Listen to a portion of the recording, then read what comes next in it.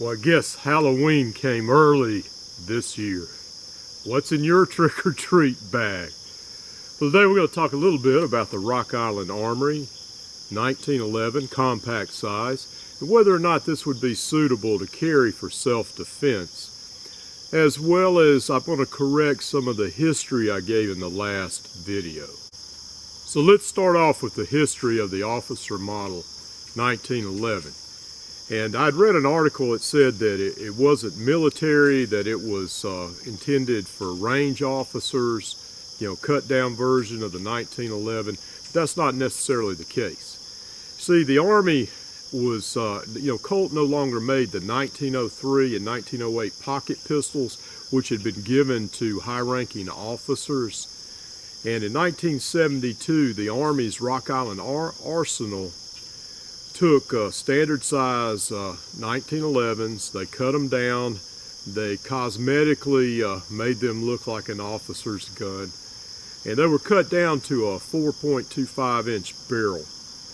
And this was called the General Officer's Model. And I'll put a link down there so you can read the whole history.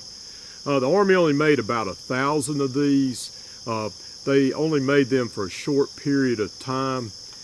And but they were popular. People wanted them on the civilian market. In fact, there were rumors that 1911s had been made with a shorter barrel by Colt. Also, individual gunsmiths and companies began cutting down the 1911 and selling and marketing them as such. Well, in 1985, Colt came out with the first officer model, which had a 3.5 inch barrel. Now, this runs into peculiarities of a specific gun.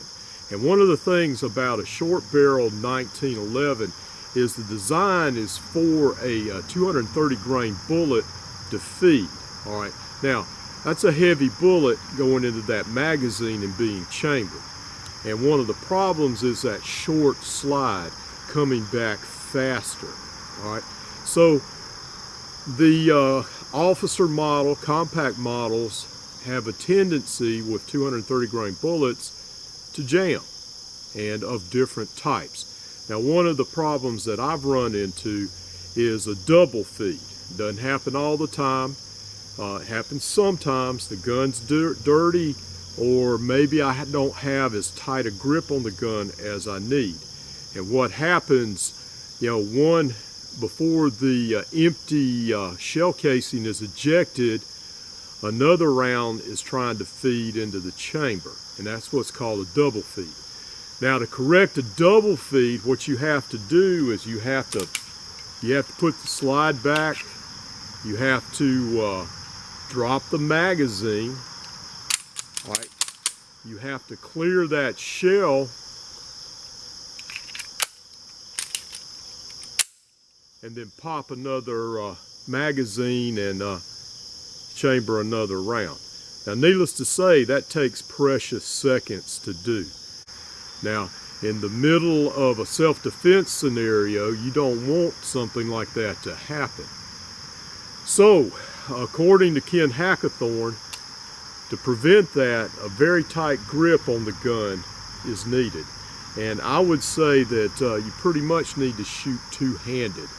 That maybe one-handed shooting, you may be more, unless you're incredibly strong, you're more likely to have a misfeed. And you know, and of course, people have put technology into it, and Hackathorn also said that a lighter bullet, you know, would be better because it would chamber quickly.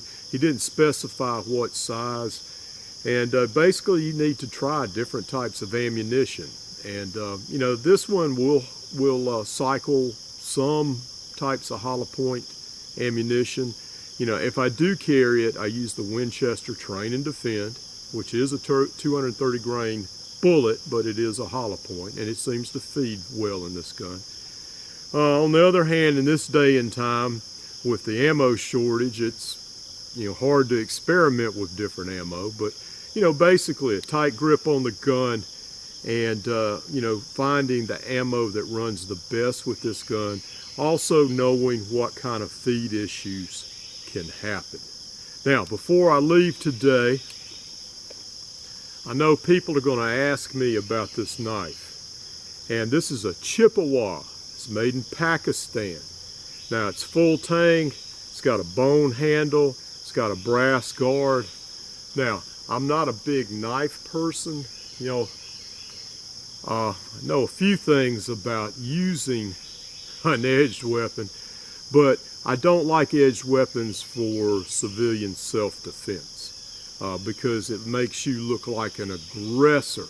I'm not telling you don't do it, but me personally, I don't do it.